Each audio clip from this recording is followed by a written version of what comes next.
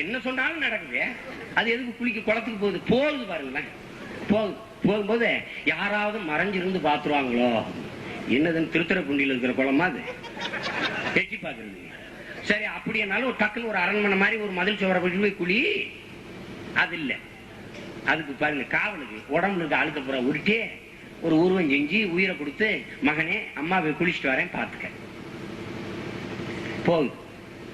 போய் குளிக்க போகும்போது சிவபெருமான் ஓடியாரன் பொண்டாட்டியை பார்க்கணும். அதான் குளிச்சுட்டு வீட்டுக்கு ஒரு வேலை, அங்கே பாரு அவசரம் பாயிரா. இந்த பைய காலை பிடிச்சிட்டு விட மாட்டேங்கிறான். ஏய் விடப்பா, எங்க அம்மா குளிக்குதுன்னு. யாரா நீ? யாரா? இல்ல நான் பார்வதி மையன். எனக்கு தெரியாம நீ என்ன இடையில கேக்குறேன் சந்தேகம். உடனே விட மாட்டேங்கிறேன். டப்புன்னு இடுப்புல இந்த வாழை தூக்கி ஒரே வெட்ட வெட்டிப்பேன். கொலகார பைய காம கொடுறேன். கோபத்தில் வெட்டிப்பாங்க. பச்சிலம் குழந்தைய கொண்டுறாங்க. ஐயோ நான் அலறி ஓடியாரா அவ. பார்வதி, என்னங்க என் பிள்ளைய கொண்டுட்டியே, என்னம்மா நீனு சொல்ற, வியாரு இடையிலன்னு. இந்த மாதிரி கதைங்க, நான் அழுக்க உருட்டி இப்படி செஞ்சு வச்சுட்டு போனேன். உடனே எல்லா காலத்திலும் ஒரு வேலை இல்லாத வெட்டி போயிருப்பேன், கட்டி அடிச்சுட்டு நாரவேன். அவனை கூப்பிடுறாங்க, வந்து என்னப்பா பண்ணலாம். கிழக்க ஏதாவது பார்த்து படுத்திருந்தேன்னா அது தலையை கொண்டாந்து வைக்கணும். பாவம் யானை அதை அசந்து இந்த பக்கம் கிழக்கு பக்கம் தலையை வச்சு தூங்கி இருக்கு. அது மண்டையை வெட்டி கொண்டாந்து ஊற்றிடுவாங்க. 2 உயிரை கொண்டு விட்டாங்க. ஒரு கொலகார பாய். என்னைக்காவது நீங்க யோசிச்சது உண்டா? காடு கடையில வேலை செஞ்சுட்டு திரும்புற எங்க அக்கா பெரியம்மா, என் அக்கா தங்கச்சி மாரு, எங்க மதினி மாரு, சோப்பு கட்டி போட்டு குளிக்க காசு இல்லைனாலும் செங்கல் ஓட்டாஞ்செல் எடுத்து அழுக்கு தீர நல்லா சுரண்டி குடிச்சு விட்டு வருதுங்க. ஒரு பிள்ளையாரு சராசரி ஒரு குழந்தை 3 கிலோ எடை இருக்கும்னா, பிள்ளையாரு எப்படியும் 6-7 கிலோ இடையில இருப்பாரு.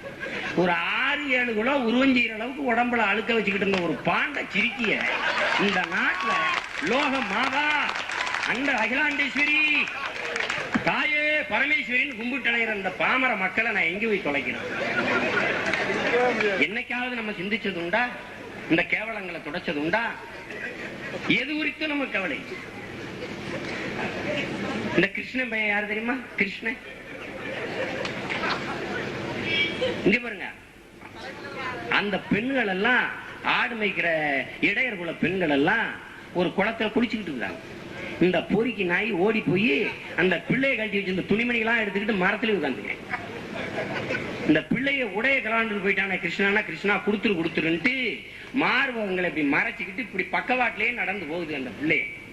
அவன் சொல்றான் பாருங்க, எவ்வளவு கண்ணியமிக்க கடவுள், 2 கையும் நீங்க ஏந்தி கேட்டாத்தான் தருவேங்க.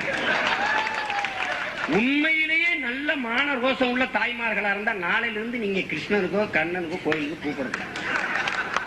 உண்மையிலேயே அவனெல்லாம் ஈவ்டீசிங்ல உள்ளதுக்கு போட்டு செருப்பு கட்டி அடிக்கணும். நாய இந்த நாய பொம்பளை பிள்ளைல பார்த்தாலே ஈவ்டீசிங்கிறான். இவன் இவ்வளவு சேட்டை செஞ்சிருக்கான் அந்த பொறிக்கு நாய்.